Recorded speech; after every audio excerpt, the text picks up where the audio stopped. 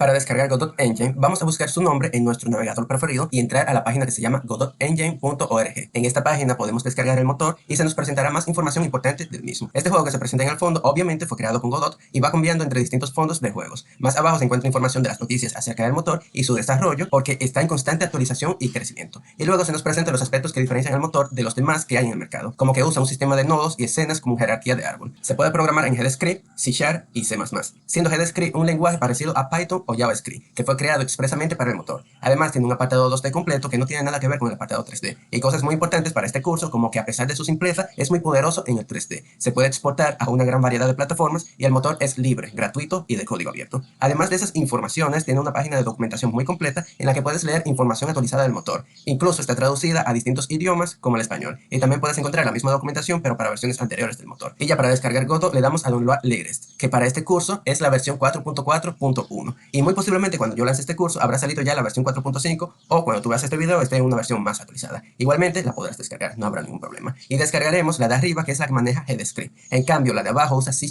para los scripts. Una vez descargado, esto viene con un archivo comprimido. Lo abrimos y descomprimimos estos dos archivos en una carpeta que hayamos creado. En mi caso creé una carpeta en documentos llamada Godot 4.4.1, que es la versión que acabamos de descargar, y aquí están ambos archivos. Para abrir el motor no necesitamos ninguna actualización y simplemente abriremos el archivo .exe y nos aparecerá esta ventana para crear o elegir un proyecto. También podremos darle a este icono porque por defecto aparece en inglés y podremos elegir el idioma que queremos para el editor. Así yo tengo el mío en español para comprender todo mejor. Al cambiar el idioma te pedirá reiniciarlo y al hacerlo ya estará todo en el idioma establecido. Para crear un nuevo proyecto le damos a este icono de crear y aquí tenemos que elegir el nombre del proyecto y dónde estará ubicado. Por defecto Godot buscará la carpeta documentos, pero yo quiero que el proyecto esté dentro de la carpeta de Godot que creé. Así que le doy a examinar, elijo dicha carpeta y al tener esa opción seleccionada, Godot creará una nueva carpeta dentro con el nombre del proyecto. Para este primer proyecto le pondré de nombre proyecto curso, pero tú le puedes poner cualquier nombre que desees. Y entre estas opciones puedes elegir qué gráficos tendrá configurado por defecto el juego que estemos desarrollando. La opción de Forward Pros y la de móvil usa el motor gráfico llamado Vulkan, mientras que la opción de compatibilidad usa OpenGL 3. Si no tienes una computadora potente, como es mi caso, recomiendo hacer los proyectos con la opción de compatibilidad. De otro modo, puedes elegir la de móvil, mientras que la de Forward solo es bueno para crear juegos muy complejos que requieran mucha calidad gráfica. Y eso no es el caso para este curso, ya que estamos comenzando. Y además de eso, tenemos esta opción seleccionada por defecto que configurará algunos archivos muy importantes para lo que es GitHub, y así uno podrá controlar las diferentes versiones del proyecto subiéndolo a GitHub. Y eso lo veremos luego. Al darle a crear y editar, ya estaremos abriendo el motor con su interfaz gráfica, que daré un repaso en el siguiente video para que comiences a familiarizarte con el motor.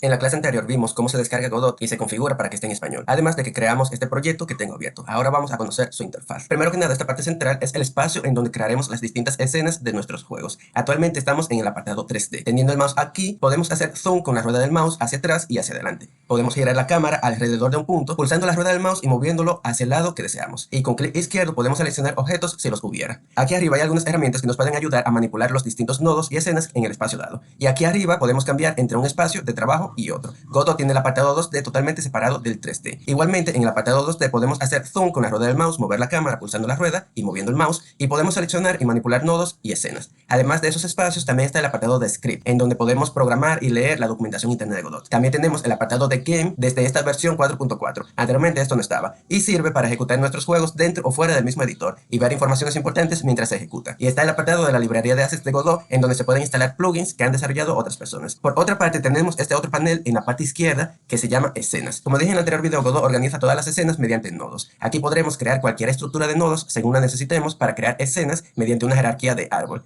Y este nodo 2D que agregamos aquí será el nodo raíz de la escena, que será el padre de todos los siguientes nodos que añadamos. Para añadir un nuevo nodo podemos darle a este botón y nos saldrá esta ventana con todos los nodos de Godot organizados jerárquicamente según sus funcionalidades. Por ejemplo, si expando con las flechitas los nodos 2D, nos aparecerán todos los nodos que extienden al nodo 2D. Es decir, que tienen sus características pero añaden una nueva funcionalidad. Y entre esos puedo añadir cualquier nodo que desee. Por ejemplo, este se llama Sprite 2D. Y como ves, el nodo Sprite 2D se agrega por debajo del nodo 2D, que es la raíz de la escena. Además de eso, también tenemos este panel abajo a la izquierda, que es el sistema de archivos. Aquí podremos agregar todos los assets y recursos que necesitemos para crear nuestros juegos. Y además se guardarán las escenas. Por defecto, Godot tiene un icono con su logo aquí que podremos usar si lo deseamos. Podremos arrastrarla dentro del espacio de la escena y se nos agregará como un nuevo nodo de tipo Sprite 2D. Como ves, agregado como un nuevo nodo hermano del sprite que agregamos recién. Y se llama icon, porque así se llama el archivo original. Y este sprite tiene una posición en el espacio de la escena que podremos agarrar y mover con el clic izquierdo. Y también están estos puntos que podremos arrastrar para escalar el sprite. Además de eso, entre las herramientas tenemos una que es para rotar y otra que es para escalar, aunque también con la misma herramienta de selección podemos rotar pulsando control más clic. Pero bueno, aparte de esas herramientas que pueden ser útiles en algunas situaciones, tenemos otros paneles, como este del lado derecho que se llama inspector. Aquí se mostrarán las diferentes propiedades que podremos cambiar desde el editor con los nodos que tengamos seleccionados. Como ves, con este sprite 2D tenemos propiedades de tipo node 2D, como transform, en donde está la posición, la rotación y la escala que tiene el nodo seleccionado. Y también podremos cambiarlo desde aquí. Y como ejemplo de cómo funcionan exactamente los nodos, puedes ver que este nodo tiene esta propiedad que se llama texture. Y si le doy a este círculo, se va a reiniciar la propiedad a su valor por defecto, que es sin ninguna textura. Y para agregar una nueva textura, o en este caso la misma, podemos arrastrar la imagen desde el sistema de archivos hasta la propiedad texture. Y justo poder añadir una textura es la funcionalidad principal de los nodos sprite 2D. Y como ves, las propiedades están divididas según los nodos o clases de los que hereda, donde el sprite 2D tiene propiedades de node 2D como el transform y otras más. Y asimismo tiene propiedades de canvas item y de node.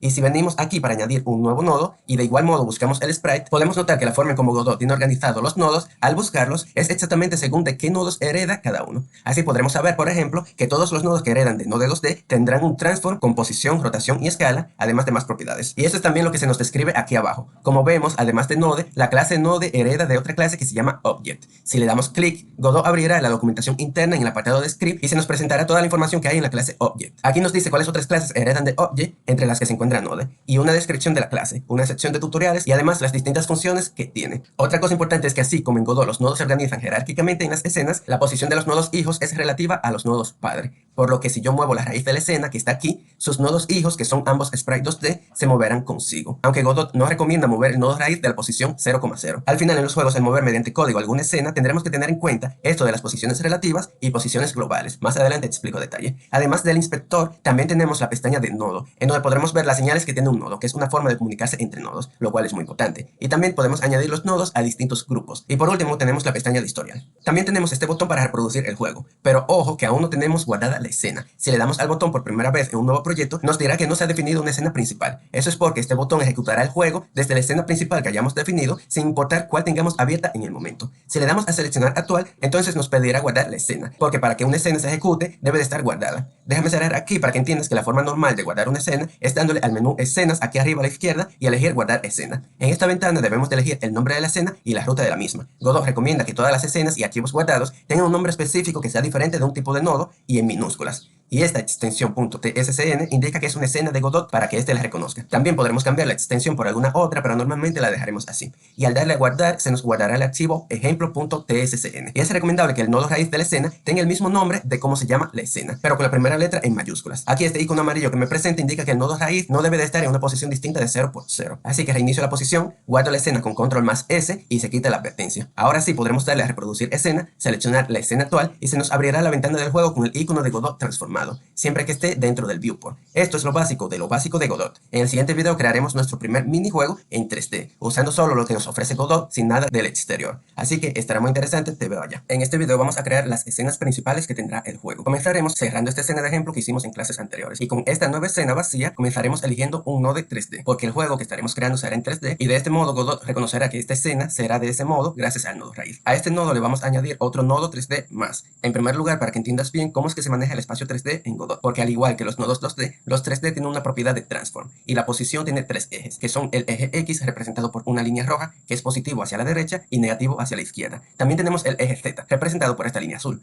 que es negativo hacia el frente y positivo hacia atrás. Y por último está el eje Y representado por la línea verde, que es positivo hacia arriba y negativo hacia abajo. De esta forma está formado todo el espacio 3D con esos tres ejes, los cuales si te fijas en las flechas indican hacia qué lugar son positivos. Y a diferencia del espacio 2D, que es el que Godot abre por defecto al reproducir un juego, para que se vea lo que tengamos en el espacio 3D, necesitamos agregar una cámara en 3D. La voy a poner en una posición como esta, en donde esté alineado con el eje X y esté viendo hacia abajo. Así que vamos a crear un nuevo nodo, buscamos cámara 3D y la añadimos. Este, como todos los nodos que añadamos, aparece en el centro o posición de su nodo padre, que en este caso es mundo. Así que la moveré un poco hacia atrás. Puedes ver la previsualización de la cámara aquí, que está viendo hacia el horizonte. Y al girarla en el eje X hacia abajo, mira como el horizonte sube y se deja de ver. Para hacer el juego necesitamos agregar algunos objetos para que el jugador tenga una referencia del espacio. Así que agregaré algunos cubos que servirán como límites. El nodo 3D que le agregamos recién le cambiaré de nombre a límites. Teniendo límites seleccionado, agregaremos un nuevo nodo y expandiendo los nodos 3D podremos ver que hay un tipo de nodo que se llama Visual Instance 3D y Geometry Instance 3D. Estos son los nodos que Godot usa para agregar modelos 3D y formas geométricas. Mesh Instance es el nodo que más usaremos cuando estemos trabajando con modelos 3D, pero en este minijuego estaremos usando solo las herramientas de Godot, así que vamos a usar los nodos CSG. Estos nodos sirven para agregar formas geométricas como cubos, esferas, cilindros, etc. Pero también hacen operaciones booleanas entre sí. Esto lo explico en unos momentos en este mismo video, así que espera. Ahora vamos a agregar este que se llama CSG Box. Al agregarlo, mira que se agrega como hijo de límites, porque lo teníamos seleccionado. Vamos a cambiar su forma agarrando estos puntos y arrastrándolos. Al hacerlo podemos cambiar el tamaño de un eje o si presionamos alterna mientras tenemos el clic presionado, se expandirá la cara del otro extremo del mismo eje al mismo tiempo. Y mira como el size va cambiando en el eje Z,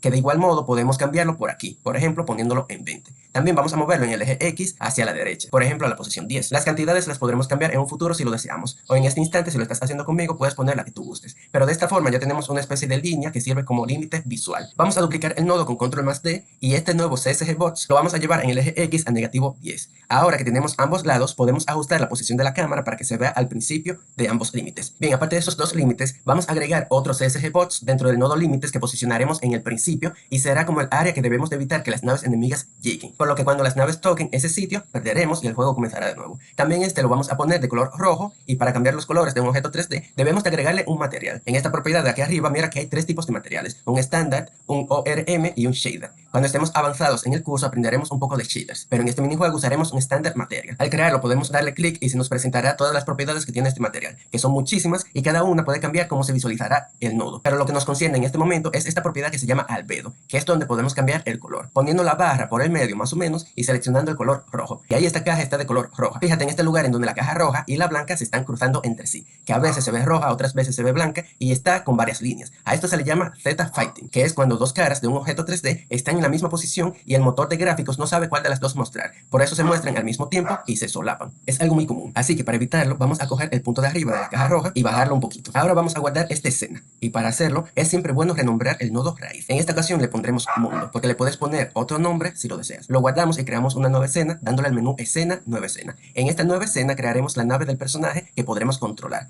y también usaremos nodos CSG. Pero en la escena raíz que usaremos como representación del personaje usaremos un tipo de nodo que maneja colisiones. Entre los nodos 3D están estos que son de tipo Collision Object y agregaremos un área 3D. Los áreas 3D se usan para detectar cuando otras áreas o cuerpos entran o salen de una colisión. Por sí mismo no afecta a los otros nodos con los que colisiona, pero nosotros podremos decidir qué hacer con lo que detecta. Mientras que los nodos que sí afectan al mundo son los Physics Body. Así que agregaremos el área 3D, le cambiaremos de nombre a personaje, guardaremos la escena y en este momento crearemos una nueva carpeta con este botón. De igual modo la carpeta se llamará personaje en minúsculas para identificarla y lo guardamos. Para continuar creando la escena, mira que tenemos una advertencia en el nodo área 3D, porque todos los nodos que manejan colisiones necesitan tener como mínimo una colisión como hijo, que es un tipo de nodo. Y pueden tener tantas colisiones como necesitemos, pero normalmente con una es suficiente, o a veces dos. Le agregamos el nodo Collision Shape 3D y este también viene con otra advertencia porque necesita tener una forma de colisión para funcionar, que se lo agregamos en esta propiedad. Por el momento elegiremos una esfera y aquí se nos presenta con su color por defecto que es este azul transparente. Ahora seleccionaremos el nodo raíz para agregar otro nodo 3D. Dentro de este nodo 3D vamos a crear el cuerpo del personaje. Como dije anteriormente estaremos usando los nodos CSG de nuevo. Como es una pequeña nave espacial, ¿qué haremos? Necesitaremos crear un CSG para el cuerpo de la nave, otro para el cuerpo frontal y dos para las alas. Pero hay múltiples formas de crear una nave y si quieres puedes experimentar con los nodos CSG para crear una que te guste. En mi caso el cuerpo de la nave será principalmente una esfera. Las alas serán principalmente un CSG Box, pero aquí te explicaré el uso principal de los nodos CSG y es que estos pueden unirse y cortarse entre sí para crear otras formas más complejas. Por ejemplo, puedo crear un nuevo nodo CSG esfera, ponerla en una posición que cubra la mitad de esta caja que será la ala desde atrás y venir a estas propiedades de operación donde dice union y elegir subtracción, es decir, restar. Mira que se vuelve amarilla y se arrastra la esfera. Dentro de la caja, en cuanto a nodo se refiere, mira cómo se hace una sustracción y queda descubierta esta zona donde está la esfera. Es decir, que se ha restado esa área. Y así, aunque no sea la mejor ala de una nave, tiene una forma un poquito más genial. De igual modo, puedo cambiar el tamaño y ajustar la posición si lo deseo. Ahora le cambiaré el nombre de este nodo a ala, dándole doble clic. Y la duplicaré con control+D para ponerla entonces del lado izquierdo y así tenemos las dos alas. Mientras que esta esfera, que es el cuerpo de la nave, la voy a aplanar un poco en el eje Y. Mira que la propiedad de escala por defecto, si intento modificarla, todos los ejes se moverán al mismo tiempo. tiempo. Para mover uno solo, tenemos que darle a este botón del lado derecho para desbloquear el link que tienen esos ejes en cuanto a escala se refiere. Y así puedo escalar un poco en el eje Y y en el eje Z a mi gusto. Mientras que para la parte frontal de la nave voy a crear un cono. Los conos se pueden crear añadiendo un cilindro y seleccionando esta opción para que se vea como un cono. Así, ajustando el tamaño del cono mientras muevo los puntos, lo hice de modo que esté viendo hacia el frente como si fuese la cabina de la nave. Hasta aquí la escena principal del personaje. Vamos a guardarlo y añadirlo en la escena del mundo. Presta atención porque para añadir una escena que tengamos guardada dentro de otra escena, tenemos este botón que está al lado del botón para añadir nodos y podemos elegir entre distintas escenas que tengamos guardadas. Al añadirla estaremos creando una instancia de la escena personaje. Una instancia es una copia funcional de la estructura de nodos que tengamos en una escena tal y como está guardada. Es decir, que se usa la escena de personaje como si de una plantilla se tratase, para ponerla dentro de otras escenas. Y mira que tiene este botón al lado de su nombre para indicarnos que es una instancia de una escena guardada. Y le podríamos dar clic para que se abra esa escena. Y le podemos también cambiar la posición y demás propiedades que tiene el nodo raíz de personaje, que es el área 3D, sin tener miedo a dañar la escena principal que está guardada. Mira que al seleccionar la cámara, así se verá la nave en el juego. Y ya para terminar este video, vamos a terminar con la escena del enemigo. Para efectos prácticos, entraremos de vuelta a la escena del personaje y le daremos al menú escena, guardar escena como, y escribiremos el nombre enemigo. Le daremos a este botón para salir a la carpeta anterior, a este para crear una nueva carpeta que se llamará enemigo y la guardamos dentro. Ahora esta nueva escena, aunque es exactamente la misma que personaje por el momento, en realidad es una escena distinta y se llama enemigo. Así que le podemos hacer nuevos cambios. Por ejemplo, rotar el nodo de cuerpo en el eje Y a 90 grados, para que esté mirando hacia la posición de la cámara o el personaje en dado caso, que es hacia donde se dirigirá en línea recta. Y para diferenciarlo más del personaje, a todos los nodos CSG le agregaré un nuevo material para ponerlo de color rojo también. Voy a seleccionar este código que está aquí que indica qué color es. Le doy a clic derecho y copiar. Para hacer lo mismo en los demás nodos y al momento de ponerle el color le daré a clic derecho, pegar, para que tenga el mismo rojo. Y una vez terminados estos pequeños ajustes, tendremos lista la escena de enemigos que aparecerán de este lado. Ya tenemos las escenas principales creadas. En el siguiente video crearemos un pequeño controlador de personaje con el primer script de este curso. Espero que te guste. En este video vamos a crear el controlador del personaje para poderlo mover de un lado a otro y que no pueda pasar de los límites definidos. En caso de que no tengamos abierta la escena del personaje, podremos darle clic a este botón que está al lado de su nombre y nos abrirá la escena del mismo. Y ahora vamos a agregar un script. Los scripts se usan para programar la lógica del juego y se pueden añadir a cualquier nodo que queramos, pero un nodo solo puede tener un script a la vez. Normalmente es bueno añadir el script principal de la escena en el nodo raíz, en este caso en el área 3D. Igualmente habrá ocasiones en que necesitemos añadirle un script a un nodo hijo y lo podremos hacer sin problemas. Para añadir un script tenemos que seleccionar el nodo que queremos, en este caso el área 3D, y darle a este icono que parece un pergamino. Al hacerlo se nos abrirá esta ventana para decidir varias cosas del script. En primer lugar, el lenguaje de programación que usaremos es GDScript, que es el que viene por defecto en esta versión de Godot. Aquí se nos presenta el tipo de nodo del que heredará nuestro script, que es el área 3D porque se lo estamos añadiendo a un nodo de tipo área 3D. Y nosotros prácticamente lo que estamos es extendiendo las funcionalidades del nodo, por lo que podremos acceder a todas sus propiedades y crear muchas otras funcionalidades muy útiles según necesitemos. Mientras que aquí podremos decidir en qué ruta se guardará el script. Por defecto buscará la ruta en donde esté guardada la escena. Tomará el nombre del nodo como nombre del script, pero en minúsculas, y le añadirá la extensión .gd, que así Godot lo reconoce como un script. También aquí podremos cargar alguna plantilla si la necesitamos, pero las plantillas normalmente solo añade algunos comentarios, así que no es necesario en la mayoría de los casos. Y al darle a crear se nos abrirá en el apartado de script, y el nodo al que está añadido se le agregará este icono indicándonos que este nodo tiene un script. Mira que en la primera línea están las palabras extends, espacio, área 3D, que quiere decir que este script extiende de la clase o nodo área 3D como es debido. Esta línea es obligatoria para saber el tipo de clase del que extenderá sus funcionalidades. En la sección que sigue después de esta explicaré a profundidad toda la sintaxis de GDScript, pero por ahora quiero que sigas mis pasos para crear el minijuego. Crearemos una función poniendo la palabra clave FUNC, un espacio, rayita abajo, ready. Y aquí aparecerán algunas sugerencias y podremos seleccionar alguna dando hacia arriba o hacia abajo con las flechas del teclado y presionar con la tecla tabulador para que se autocomplete si es la que deseamos. Esta es una función interna de Godot que se ejecuta una sola vez cuando el nodo entra al juego o la escena ha terminado de cargar. Este guión con la flecha indica que la función retorna void, indicando que realmente no retorna ningún valor. Eso lo explicaremos a profundidad luego en otra sección. Por ahora le daremos a enter y escribiremos en esta sangrial otra palabra clave que se llama pass, que no hace nada. Vamos a darle a enter, borrar esta tabulación y aquí escribiremos otra función. Te digo que borres o que le des a enter y tal porque las tabulaciones son muy importantes en Godot para saber cuando algo está dentro o fuera de una función o condición o algo por el estilo. Pero es bueno conocer algunas cosas más. Si quieres leer la documentación de Godot para entender bien esta función de ready, le puedes dar clic a esta flechita azul que está aquí y podrás leer toda su información. Volvemos al script del personaje, escribimos otra función con FUNC, espacio, rayita abajo, y physics con PH y nos aparecerá esta función que se llama physics process. Le damos a tabulación para que se autocomplete y a enter. Mira que si yo dejo esto vacío nos sale una línea roja indicando que hay un error de código y aquí abajo nos dice que es lo que Godot está detectando en inglés. Es bueno que sepas un poquito de inglés, pero no es necesario algo tan complicado. Prácticamente nos dice que se espera un bloque identado luego de la declaración de función, pero el bloque ya está identado, es decir, tiene la tabulación que se nos marca aquí, pero para que Godot lo reconozca necesita que haya al menos una línea de código dentro y es ahí donde entra la palabra clave pass, que no hace nada, pero sirve para rellenar y evitar errores como ese. Ahora sí, vamos a crear la lógica de movimiento del personaje, y para hacerlo debemos de saber cómo se controlará. Tengo pensado que se controle usando las teclas del teclado A o D y las flechas del mismo, y así podremos moverlo con la mano derecha o con la mano izquierda, en dado caso. Y en proyecto, configuración de proyecto, nosotros podremos cambiar muchas cosas de cómo se ejecutará el juego. Por ejemplo, en esta opción de ejecutar, si recuerdas de clases anteriores, tenemos que se ejecute la escena de ejemplo cuando uno le dé a play. Es necesario que lo cambiemos para que se reproduzca la escena de mundo en esta ocasión. De ventana podemos cambiar el tamaño por defecto de la ventana, por ejemplo, a 1280 por 720, que es una resolución común en diferentes pantallas. Y también podemos entrar a esta pestaña de mapa de entrada, que es para saber qué inputs tiene Godot y para crear nuestras propias entradas o acciones. Si marcamos esto que dice mostrar acciones integradas, podemos ver que hay muchas por defecto, entre las que se encuentra UI left, UI raya abajo right, UI up y UI down, que ya vienen con las flechas del teclado y otras teclas de los controles como el joypad. Y nosotros podremos agregar nuevas teclas en estas entradas dando a este botón más y pulsando la tecla deseada o buscándola por aquí. Para la UI left presionaré la tecla A y para la UI right presionaré la tecla D. Ahora desmarco esta opción para que esté limpio y agregaremos una nueva acción que será para que la nave dispare. Así que escribo disparar aquí, le doy al más y presiono la tecla espacio, aunque también se podría hacer con el clic del mouse u otra tecla si es lo que deseas. Para mover al personaje lo que haremos será cambiar la variable de X de la propiedad posición y este se moverá a una velocidad dada cuando presionemos una tecla u otra. Así que voy a crear una variable con la palabra reservada var con V, un espacio, el nombre de la variable que será rapidez en este caso en minúsculas, y a esta variable le asignaremos un número como valor. Voy a probar con 1 por el momento. En la programación el signo de igual es muy importante porque con este nosotros podemos asignar un valor a una variable. Las variables en la programación se usan para identificar ciertos valores y poderlos usar en cualquier momento. Ya sabemos que esta es una variable porque tiene la palabra reservada var que está en rojo aquí y que tiene un número dentro. Y dentro de la función physics process, que se ejecuta muchas veces de forma seguida, podremos saber cuándo se ha presionado una acción usando una condición. Las condiciones se usan justo para hacer comparaciones y saber si algo es verdadero o falso. Y en caso de que sea verdadero, se ejecute lo que está dentro de la condición.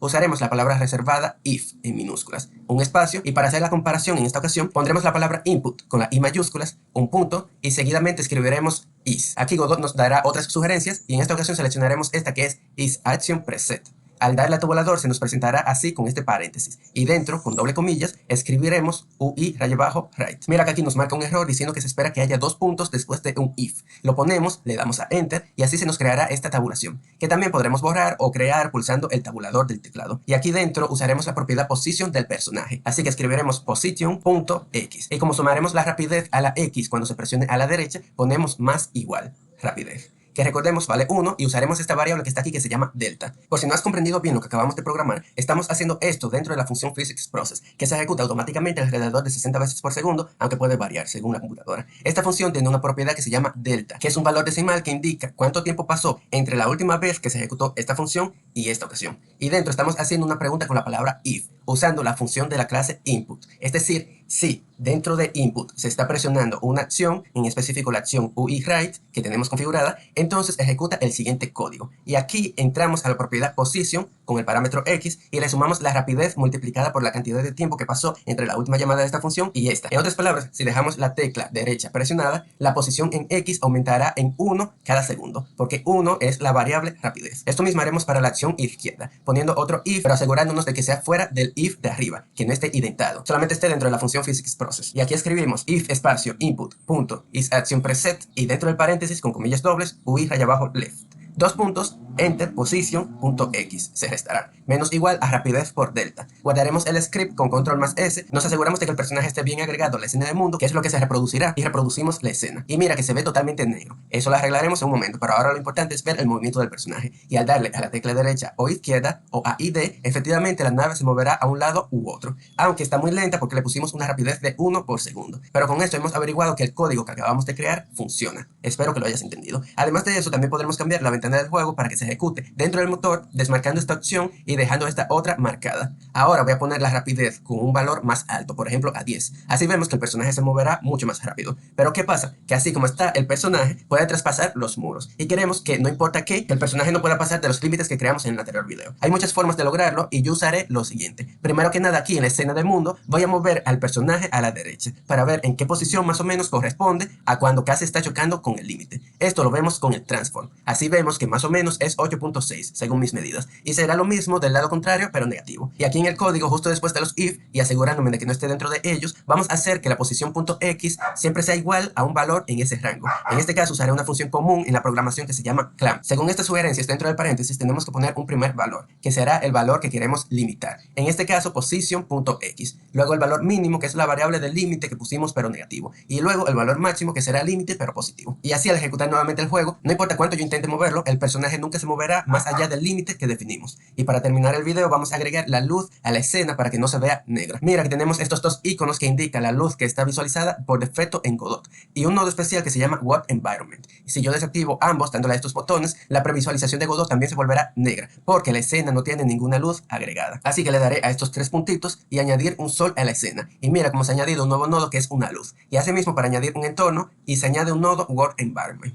Así ya la escena tendrá los mismos nodos para que el juego se vea igual. En este video acabamos de crear nuestro primer script y ya tenemos un pequeño controlador de personaje. En el siguiente haremos que aparezcan algunos enemigos que se dirigirán en línea recta y cuando choquen con el límite rojo se perderá el juego. En principio los videos serán un poquito largos porque estoy explicando la mayoría de las cosas, pero con el tiempo aprenderás a hacer este tipo de minijuegos de una forma bastante sencilla y muy rápida con pocos minutos de tiempo. Nos vemos en la siguiente clase. Hicimos el movimiento básico del personaje, ahora vamos a hacer la lógica de los enemigos. De igual forma que con el personaje vamos a añadir un script al nodo raíz. Mira que por descuido, aunque esta es la escena del enemigo, sigue teniendo como nombre personaje. Esto lo arreglo en este mismo video, así que no te desesperes. Igualmente lo puedes arreglar ahora si lo tienes mal también. Le añadimos un script que ya sabemos que se guardará en la misma ruta de la escena y tendrá el nombre de la escena por defecto, que es enemigo.gd. Los enemigos se moverán en línea recta, así que también crearemos una variable de rapidez. Les voy a poner 2 en esta ocasión y crearemos la función physicsProcess. Y aquí moveremos al enemigo aumentando la posición, esta vez en el eje Z, porque si lo vemos según cómo está creado, el eje Z es su frente. Y al moverlo en ese eje vemos que será positivo, así que le sumaremos la rapidez. De igual modo que con el movimiento del personaje le vamos a sumar con más igual y ponemos rapidez por delta. Y para agregar los enemigos al mundo, vamos a agregar primero un nuevo nodo 3D. Y aquí en primer lugar agregaremos instancias del enemigo, pero estos van a ir apareciendo de modo infinito. Moveremos el nodo 3D a la posición negativo 10, que es donde terminan los límites. Y para previsualizar cómo se van a mover los enemigos, por ahora añadiremos las instancias nosotros mismos en un principio, pero ahorita los vamos a borrar. Estas instancias de enemigos las podemos duplicar con control más D y moverlos en el eje X. Guardaremos la escena, le damos play y así vemos cómo los enemigos se mueven hacia acá. Así podremos mover nuestra nave para dispararles cuando tengamos la escena de bala y evitar que lleguen a la línea roja en un futuro. Esto que yo estoy haciendo de probar cada nueva cosa que hago es lo recomendado cuando se está desarrollando un juego. Así podemos programar algo, probarlo a ver si funciona como queremos y hacerle correcciones antes de continuar con algo nuevo. Y así también podemos ver qué otras cosas necesitamos para completar el juego o la mecánica. Por ejemplo, necesitamos hacer que cuando un enemigo llegue a la línea roja, el juego se pierda. Y para hacer que se pierda, lo que haremos será que la escena se vuelva a cargar, que se reinicie. ¿Y cómo detectamos cuando un enemigo llegue al límite rojo? Pues eso lo vamos a hacer con otra área 3D. Recuerda que el nodo raíz de los enemigos ya es un área 3D, así que si vengo al nodo CSG rojo de los límites y le añado un nuevo nodo área 3D, podremos detectar cuando otras áreas 3D crucen por ese lugar. Recuerda agregarle un collision shape y ponerle un shape para que funcione correctamente. En esta ocasión un box para ponerlo de la misma forma que tiene el CSG, arrastrando los puntos con alterna para ambos lados. Y ahora voy a crear un nuevo script en el nodo raíz que es mundo. Así puedo hacer lo siguiente. Recuerda que al seleccionar un nodo, como esta área 3D, podemos abrir este panel en el que se encuentran las señales. Estas señales son muy útiles para comunicarse un nodo con otro. Cada tipo de nodo tiene distintas señales y como la principal función del área 3D es detectar otros nodos de colisiones como áreas y body, tiene señales que se ejecutarán cuando un nodo de estos tipos entran o salen de su colisión. Así que podemos usar esta señal que se llama área entered, que es cuando un área entra, obviamente, y se ejecutará siempre que un nodo de tipo área 3D entre a su colisión, por lo que cuando los enemigos le topen, esta señal se ejecutará. Las señales nosotros podremos conectarlas a otros scripts. Le daremos doble clic a área entered y nos aparecerá este menú para seleccionar a qué nodo con script queremos conectarla. Tiene que tener un script obligatoriamente y seleccionaremos en este caso el nodo mundo. Para esto fue que creé este script en el nodo mundo. Y esto que está aquí es cómo se va a llamar la función cuando se ejecuta la señal. Al darle a conectar, la señal estará conectada al script de mundo mediante esta función que se crea automáticamente. Esta flecha verde que está aquí indica que hay una señal conectada, así que estamos bien. Y lo que haremos cuando un nodo área 3D entre al límite será reiniciar la escena desde el comienzo. Así que escribiremos lo siguiente: get raya abajo tree paréntesis un punto y vamos a escribir reload current scene con paréntesis al final. De este modo estamos ejecutando la función de recargar la escena actual que pertenece al árbol de escenas. Ten en cuenta que el personaje es un área 3D también, así que si por casualidad el personaje estuviera topando el área del límite, la señal se ejecutará rápidamente al iniciar el juego y se ejecutará la función, lo que haría que la escena nunca pueda cargarse bien. Así que para evitar accidentes, seleccionando el personaje, hay una propiedad de colisión de este lado, en donde podemos elegir a qué capa pertenece nuestro personaje o esta área 3D. Esto que dice Layer significa las capas de colisiones a las que pertenece el área 3D, mientras que lo que dice Mask son las capas que detectará.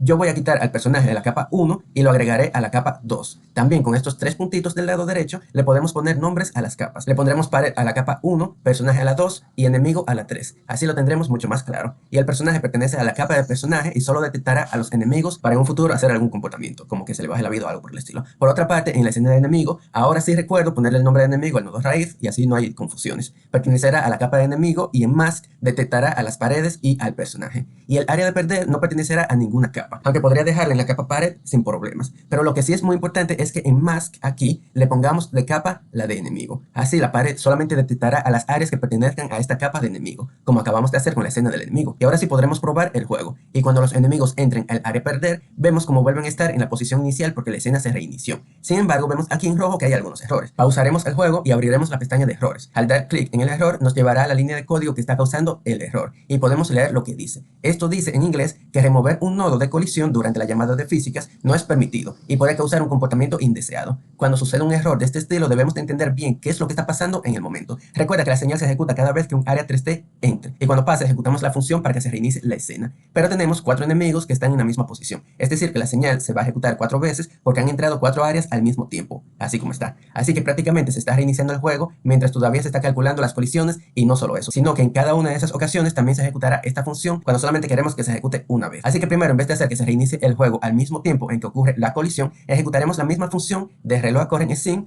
pero de esta forma, con get3.callDefect. Y dentro de paréntesis, entre comillas, ponemos el nombre de la función. Esto hace que esta función se ejecute una vez que termine el proceso de las físicas y no al instante. Al ejecutar nuevamente el juego nos saldrá un error distinto. Y esta vez es porque se ejecuta varias veces. Pero cuando el primero se ejecuta, ya la escena comienza a reiniciarse y cuando viene a ejecutarse el segundo, ya la escena está prácticamente eliminada. Por eso no encuentra lo que realmente debe de ejecutar. Así que crearé una nueva variable llamada perder. Y esta como valor tendrá false. Este valor es un valor booleano, que puede ser verdadero o falso. En inglés es true o false. Y aquí haremos una condición para que el código se ejecute cuando perder no sea verdadero. Por eso ponemos if not perder, que en español sería si perder no es verdadero. Ponemos 2 puntos y aquí dentro ponemos perder igual a true. Y se ejecutará la función también aquí adentro. Así que si se da el caso de que se vuelva a ejecutar la función al mismo tiempo, perder ya será verdadero y la condición no se cumplirá. En cambio, al reiniciarse la escena, todas las variables vuelven al su estado inicial y perder volverá a ser falso. De este modo, al ejecutar el juego, esta vez se reinicia sin darnos ningún error. Espero que hayas aprendido algo sobre cómo se pueden manejar los errores, porque sé que es un tema complejo y hay que conocer cómo funciona el motor para aprenderlos a corregir como yo hice.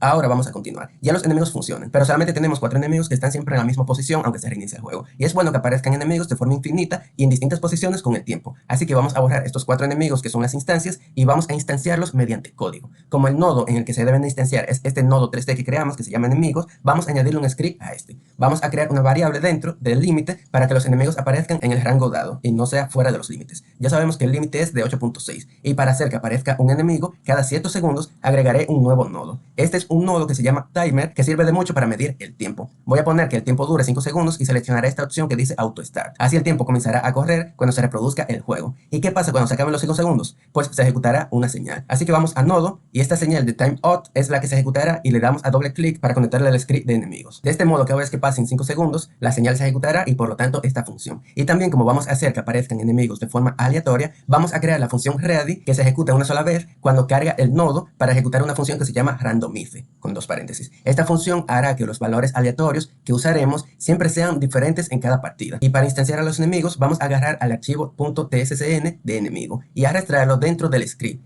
Y teniendo la tecla control del teclado presionada, soltaremos el clic dentro de una línea vacía de código. Así se crea esto automáticamente, que lo que hace es precargar la escena de enemigo. También crearemos una variable que se llamará enemigo instancia, que en un principio no tendrá ningún valor. Y aquí en la función que se ejecutará cada 5 segundos, haremos lo siguiente. Enemigo instancia será igual a una nueva instancia de la escena de enemigos que tenemos precargada. Es decir, enemigo en mayúsculas .instantiate. con paréntesis. Así crearemos una nueva instancia por código, parecido a las instancias que hacemos mediante los nodos, pero esta aún no está añadida a la escena, así que luego de tener la instancia escribiremos la función addChild y dentro de los paréntesis ponemos la variable enemigo instancia. Ahora sí se creará una nueva instancia del enemigo y esta se añadirá como hijo del nodo enemigos, que es el que pertenece al script. Y ya simplemente para hacer que el nuevo enemigo instanciado cambie la posición en un lugar aleatorio del eje X según el rango de límite, entonces pondremos enemigo raya abajo instancia .position.x será igual a rand f raya abajo range con paréntesis. Y aquí dentro de los paréntesis pondremos el rango, que será límite negativo, una coma y el límite positivo.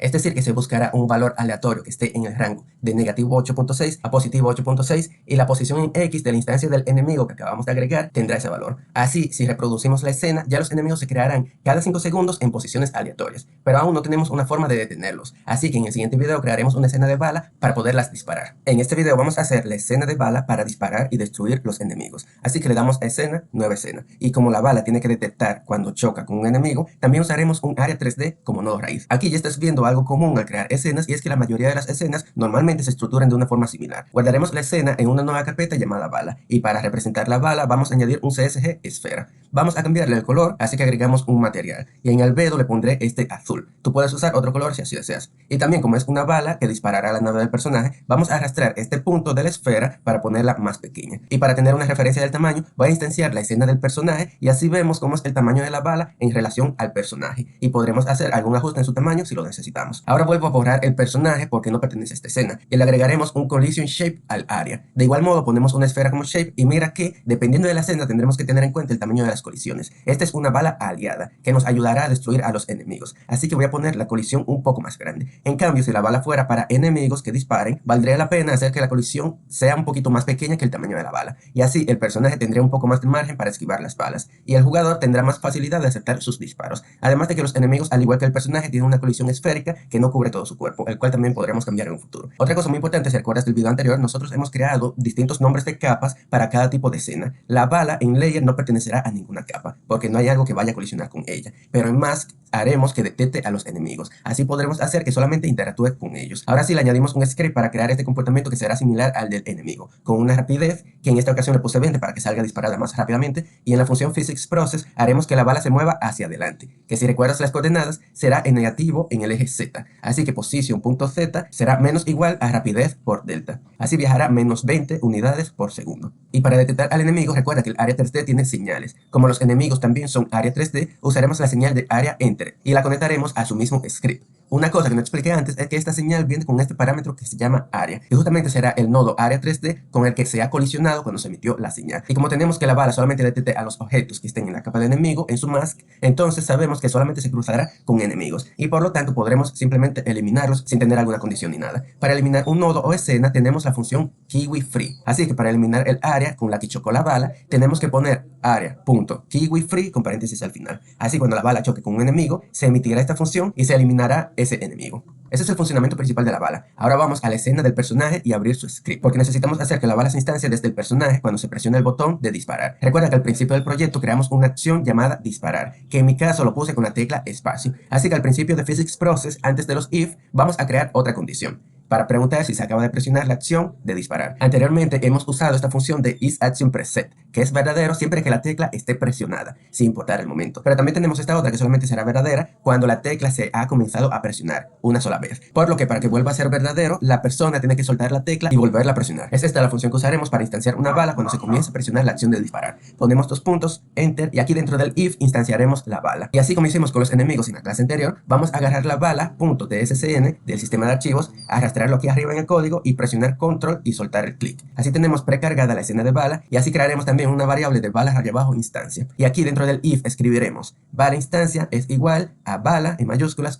.instantiate. Y por ahora vamos a añadir la instancia de la bala como hija del personaje, aunque lo cambiaremos en un instante. Le daremos a play y ahora cada que presionamos espacio se instanciará una bala que saldrá disparada hacia el frente a su rapidez de negativo 20 unidades por segundo. Y cuando la bala choca con un enemigo se ejecutará la función que lo destruirá. Pero cuando movemos al personaje de un lado a otro vemos que las balas se mueven también en el eje X, lo cual no tiene sentido. Recuerda que en Godot los nodos tienen una posición local relativa a la posición de su padre, y como estamos añadiendo la bala como hija del personaje, esta se moverá consigo. Así que lo que haremos será, aquí antes de addChild, le voy a dar un espacio para escribir la función get raya abajo parent, y luego del paréntesis un punto y borramos el espacio. Con esta función estaremos accediendo al nodo padre de personaje, que es mundo, y estaremos añadiendo la instancia de bala como hija de mundo en vez de personaje. Si vamos a la escena de mundo, podemos fijarnos que el personaje efectivamente es hijo de mundo, es decir, mundo es su padre. Y de esta forma lo que estaremos haciendo es añadir la instancia de bala como hija de mundo. Pero vemos que si lo dejamos así, la bala aparecería en el centro del mundo en vez de la posición del personaje. Así que luego de añadirla como hija del mundo, tenemos que reposicionarla para que esté en la misma posición del personaje inicialmente, y de ahí salga disparada. Y mira que de esta forma, si movemos al personaje de un lado a otro, la bala no se moverá consigo. Mientras que si añado otra bala de ejemplo como hija del personaje, que es lo que estábamos haciendo, mira cómo se mueven juntos. Por eso es importante tener en cuenta las posiciones locales y globales. Así que entrando nuevamente al script del personaje, haremos que la bala instancia .position sea igual a position, luego de haber sido instanciada y añadida como hija. Es decir, que posicionaremos la bala en la misma posición del personaje inicialmente. Ahora, al reproducir la escena, vemos que la bala sigue de largo sin importar que el personaje se mueva. Y siempre es bueno fijarnos en más cosas cada vez que reproducimos el juego para probar. Por ejemplo, vemos que aunque las balas eliminen a los enemigos, estas siguen de largo. Sería bueno que se eliminen también luego de haberlos eliminado. Así que aquí en el script de bala, luego de eliminar al personaje pondremos también kiwi free, que ejecuta la función de borrar del nodo que tiene este script, es decir, la bala. Y así tenemos la base del minijuego hecha, aunque aún falta hacer que el juego se vaya poniendo más difícil con el tiempo, hacer un sistema de puntuación y récord y exportar el juego para que entiendas bien el proceso completo de crear un minijuego como este. Nos vemos en la siguiente clase.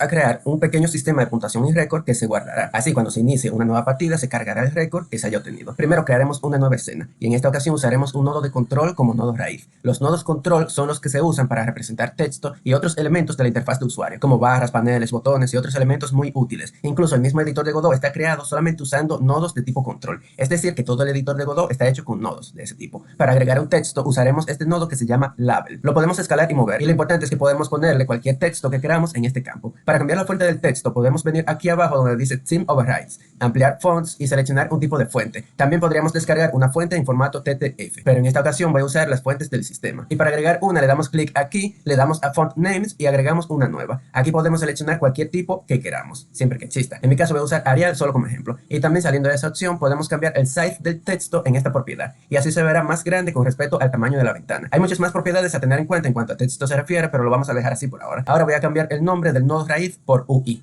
y vamos a guardar la escena en una nueva carpeta. De igual modo, para que se vea en el juego, tenemos que ir a la escena de mundo e instanciar la escena de UI. Y así podemos ver que los nodos control se usan en el apartado 2D, es decir, que no se visualizan por defecto en el 3D. Pero al darle play al juego, mira cómo se ve tanto el texto como el resto del juego, porque al fin y al cabo están en la misma escena. De esta forma coexiste el apartado 2D con el apartado 3D en Godot, ya que lo que se maneja en el 2D es lo que se visualiza en el viewport, mientras que en el 3D se ve lo que se visualiza en la cámara, y la cámara tiene el mismo tamaño del viewport también. Entonces ahora vamos a posicionar el texto en la pantalla. Podríamos hacerlo manualmente, pero tenemos a nuestra disposición este botón que aparece solamente cuando tenemos seleccionado un nodo de tipo control, que servirá como un ancla al cual el nodo se ajustará automáticamente aun cuando el tamaño de la ventana cambie, y podemos ponerlo en cualquiera de los lados o esquinas del viewport de Godot. Así, por ejemplo, podemos anclarlo a esta parte de arriba en el centro, y mira como estas 4 flechas verdes se ajustan a ese lugar, que indica la posición y forma del ancla, y el texto está centrado. De igual modo, podemos cambiar su posición a partir de ahí, y podemos usar la tecla Shift mientras lo movemos para que se mueva en un solo eje, por ejemplo en el eje Y. Y este texto o label lo vamos a usar para representar los puntos obtenidos al destruir los enemigos, y también el récord. Así que vamos a añadir un script al nodo raíz. Al label le cambiaremos de nombre a label puntos, y lo arrastraremos dentro del script pulsando la tecla control para crear una variable con su referencia. Y antes de continuar, tenemos que decidir cómo la escena de UI recibirá información cuando se destruye un enemigo para sumar los puntos. Hay varias formas de hacerlo, como todo en la programación. En esta ocasión vamos a entrar al script de la bala, que si recuerdas bien, es desde aquí que se destruye el enemigo cuando choca con uno, y vamos a crear una señal propia. Para hacerlo tenemos que poner la palabra signal, un espacio y el nombre de la señal. En esta función de aquí es que se destruye al enemigo, así que emitiremos esta señal en ese instante, poniendo el nombre de la señal, un punto y la palabra emit, con paréntesis al final. Entonces, en la escena de mundo, mira que desde el personaje es que se instancian las balas, y estas se añaden como hijas de mundo, es decir, en una posición como esta, relativa al mundo. Como las balas no están creadas por defecto en la escena, tenemos que conectar la señal que creamos mediante código, una vez que se instancian, y usaremos el nodo mundo como un puente, para que la señal de la bala ejecute una función de mundo, que será su padre, y en la función de mundo se tendrá una referencia a la escena de UI, y desde ahí se podrá aumentar un punto. Esto puede ser complicado de entender, ya que es una forma de comunicar nodos entre sí. Hay formas más interesantes que explicaré en otra sesión. Pero ahora entraremos al script de mundo y crearemos una nueva función, que llamaré como enemigo derrotado,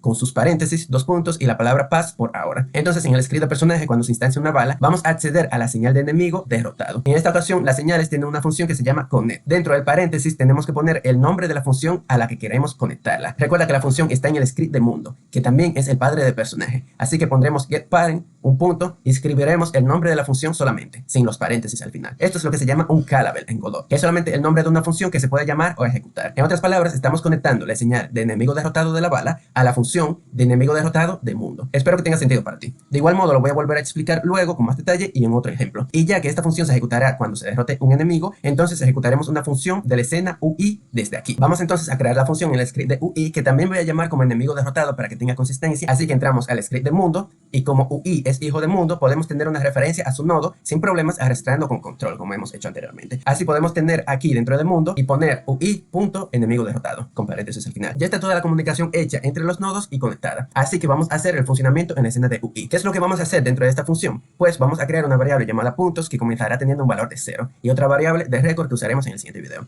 Entonces, dentro de la función, que ya sabemos que se ejecutará cuando se destruye un enemigo, aumentaremos en 1 la variable de puntos, y para visualizarlo lo haremos con el nodo label puntos. Podemos entrar a su propiedad de text y asignarle con igual un str con paréntesis puntos. Con esto de str estamos haciendo una conversión, es decir, los puntos, que son un número, se vuelven un texto que es un string, y ese texto se añade a la propiedad text de label, que lo que coge es string. Voy a ponerle aquí un 0 por defecto y vamos a ejecutar el juego. Ahí ya está el puente completo, donde la bala, al ser creada por el personaje, conecta su señal a la función de mundo. Y cuando la bala destruye a un enemigo, se emite la señal, por lo que se ejecuta la función de mundo, que también sirve como puente, ya que tiene la referencia de UI y ejecuta la función de UI, lo que aumenta el punto y se visualiza el texto como es debido. Y todo esto pasa en un instante, pero requiere que hayamos estructurado la comunicación de esa forma. Prácticamente estamos usando un patrón de mediador, donde el nodo mundo sirve como puente o como medio para que se comuniquen nodos como la bala y la UI sin que éstas sepan la una de la otra. Es una forma muy común de hacer las cosas y profundizaremos en ello en la clase de patrones de diseño para videojuegos. Y cuando un enemigo choca, ya sabemos que se pierde la partida y se reinicia la escena. Por lo tanto, los puntos vuelven a 0. Así que todo está bien, pero también tenemos que usar el récord. Otra cosa que se nos puede pasar por alto, como me había pasado a mí hasta el momento, es que en la escena de bala tenemos que esta se destruya cuando choca con un enemigo. Pero si nunca choca con uno, seguirá de largo. Y no es bueno que hayan balas instanciadas que estén a kilómetros de distancia y que no se estén usando para su propósito. Normalmente no hay problemas porque instanciamos una a la vez, pero si el juego continúa infinitamente, llegaría un momento en el que se tendría miles, lo que haría el juego injugable. Así que aquí, luego de moverse en el physics process, preguntaremos si la posición en z de la bala es menor a negativo 100, por ejemplo, y si es así, se eliminará. También crearemos una variable con un valor de false que pondremos verdadera aquí, y si es verdadera, cuando se ejecuta el physics process, pondremos la palabra clave return. Esta palabra clave es muy potente en la programación porque evita que las demás líneas después de esta se ejecuten, y se retornará desde aquí,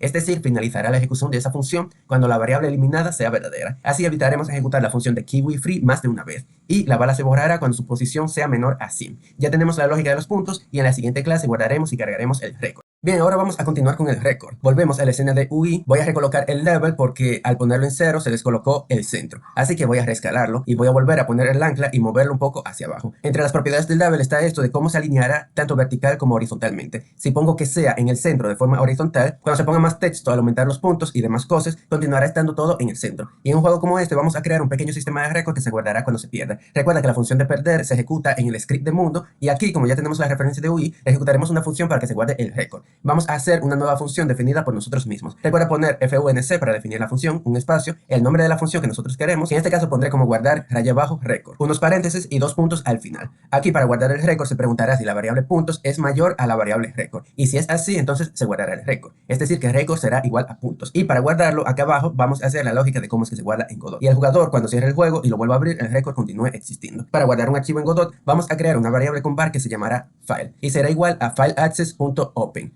Aquí estamos abriendo un archivo o creándolo, y tenemos que poner la ruta del archivo entre comillas dobles. La ruta deberá de comenzar con user, 2 puntos, 2 barras, y luego el nombre del archivo o la ruta de la carpeta donde está el archivo. Pero mientras lo escribía me olvidé de poner user, así que por ahora estarás viendo el nombre del archivo solamente. Tenemos que poner también la extensión del archivo. Aquí yo puse la extensión .tres, que es una extensión que usa Godot para leer recursos, y la T de delante es para que la estructura del archivo pueda ser leída por nosotros con el texto real del mismo. Mientras que si no ponemos la T, sino solamente res, el recurso será formateado en binario. Pero el archivo también puede tener otros formatos como .txt, y algunas otras personas le ponen .data, etc. Y con esta función de fileaccess.open también tenemos que poner otro parámetro. Así que ponemos una coma aquí después de las comillas, y mira que nos sale varias opciones para decidir de qué forma se debe de abrir o crear este archivo. Como vamos a guardar un valor que será el récord, elegiremos fileaccess.write, es decir, que se abrirá o se creará el archivo para escribir algo dentro. Si le damos un clic a la función open pulsando control, nos aparecerá la documentación en la que nos dice que este archivo se abrirá para escribir o leer según el flag. Y si no puede abrir el archivo por alguna razón, entonces retornará null. Null es un tipo de nuevo valor que indica la inexistencia de algo. Se usa para casos como este en el que necesitamos abrir un archivo. Y si no se puede abrir, pues obtendremos nulo. Por lo que podemos hacer una condición para saber si file es null. En caso de que así sea, entonces escribiremos return. Recuerda que return se usa para acabar la función y retornar un valor. O nada, es decir, null. Mira que al ejecutar la función open se retorna o el archivo o nulo. Pues aquí en esta función de guardar récord, al usar return, en realidad estamos retornando un valor null, que se podría usar en otro lugar si lo necesitamos al ejecutar la función de guardar récord. Pero bueno, si file no es nulo, la función se continúa ejecutando y podemos guardar el récord. Así que con file podemos ejecutar una función que se llama storeLine. Y aquí pondremos el récord. También el récord se deberá de convertir a string, porque en un archivo solamente se puede almacenar texto.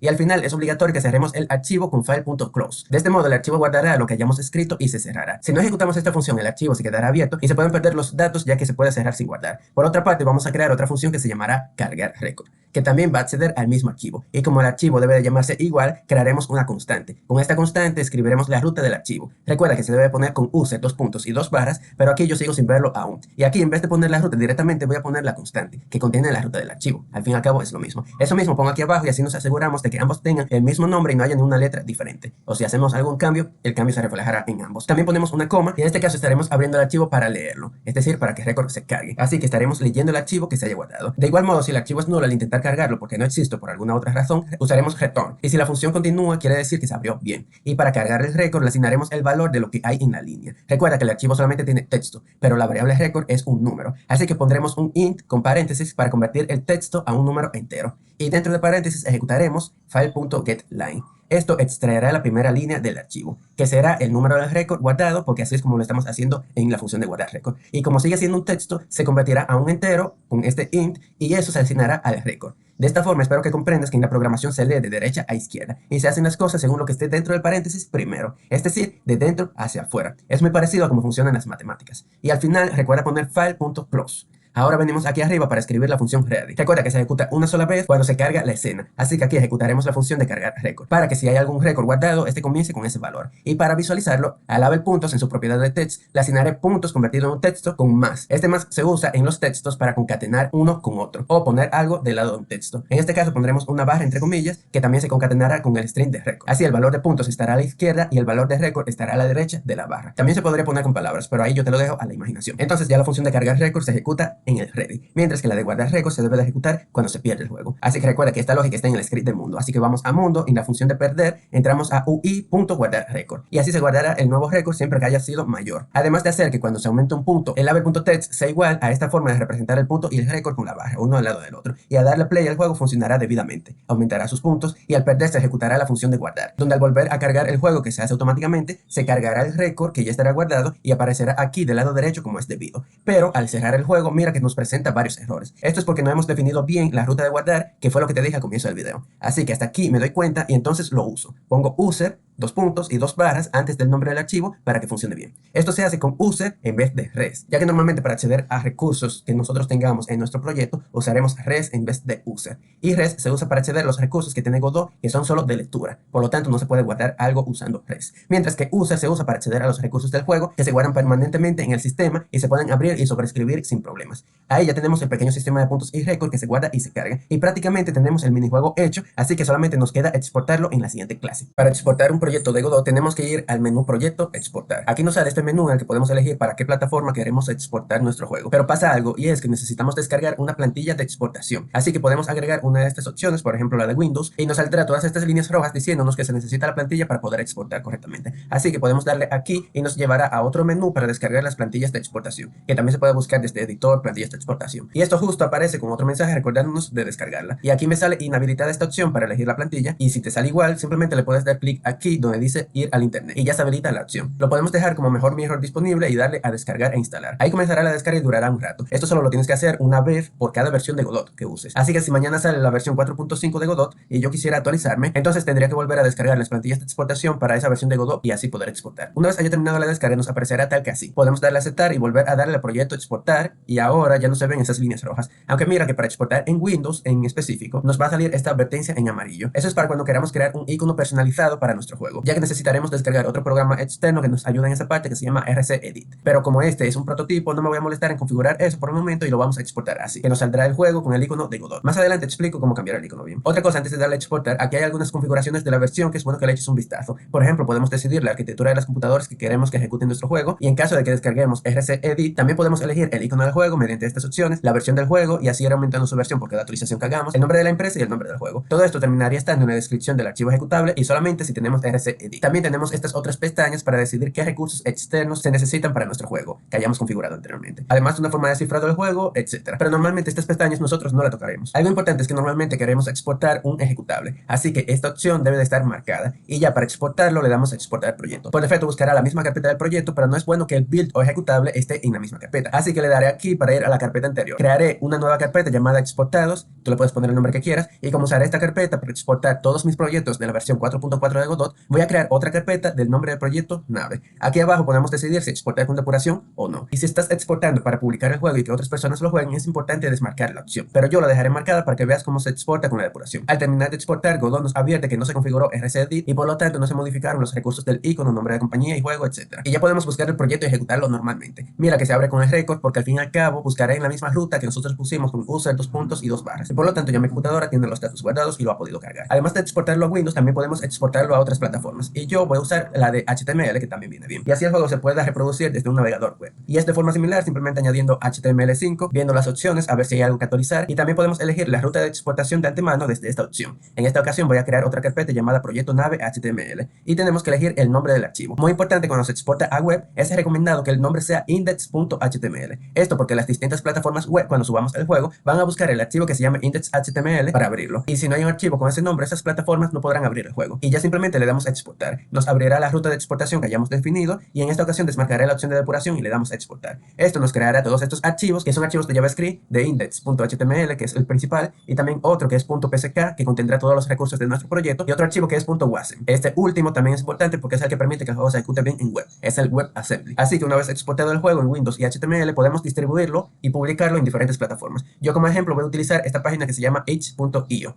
En esta página se puede descargar juegos y assets, y nosotros como desarrolladores podemos publicar nuestros juegos fácilmente, e incluso podemos venderlo y aceptar donaciones. Aunque esta página no tiene mucho público que digamos que esté buscando juegos, y por lo tanto si nosotros queremos vender, tenemos que hacer marketing por nuestra cuenta, a comparación de Steam y Play Store y otras plataformas web que tienen sus métodos para hacer un mejor marketing. Pero es bueno publicar nuestros juegos en itch.io porque así podemos tener un portafolio y demás cosas. Y si no tienes una cuenta, puedes registrarte de forma fácil con tu correo, poniendo una contraseña, etc. Y como ya yo tengo mi cuenta, simplemente voy a acceder. Mira que yo tengo bastantes minijuegos publicados, aunque la mayoría son prototipos y juegos de Game Jams. Y para crear un nuevo proyecto le daremos aquí. Debemos de decidir el título del juego, su descripción, si lo que estamos publicando es un juego, un asset o alguna otra cosa, y también si nuestro juego se podrá descargar o tendrá un ejecutable en HTML, que como es nuestro caso debemos de seleccionar entonces el de HTML. Y también tenemos que decidir de qué forma está el proyecto, si está terminado, en desarrollo, etc. También podemos decidir si aceptamos donaciones mediante PayPal o si queremos vender el juego o ponerlo totalmente gratis sin preguntar por donaciones. Y para subir el proyecto le daremos aquí. Es importante que lo que subamos esté comprimido. Así que voy a seleccionar todos los archivos de la versión de Windows y voy a darle clic derecho y comprimir como